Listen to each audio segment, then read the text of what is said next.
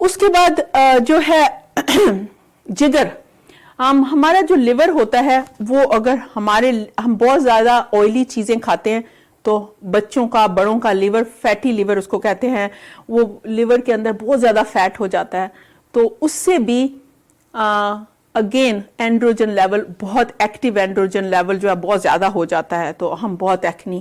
ہوئے گی، تو اس کے لیے بھی آپ کو پرہیز کرنا ہے، آپ کو فیٹی چیزیں نہیں کھانی، آپ کو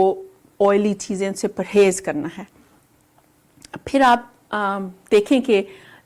اپنے ڈاکٹر کے پاس جائیں، اپنا تھائرائیڈ کے لیول ٹیسٹ کرائیں، وہ بھی بہت ضروری ہے، کبھی کبھی تھائرائیڈ کی پرابلم کی وجہ سے بھی ایکنی ہو جاتی ہے۔ اس کے بعد ایک اور ہے کورٹیسول لیول، وہ ہوتا ہے سٹریس سے، جب ہم بہت انڈر سٹریس یا پریشان ہوتے ہیں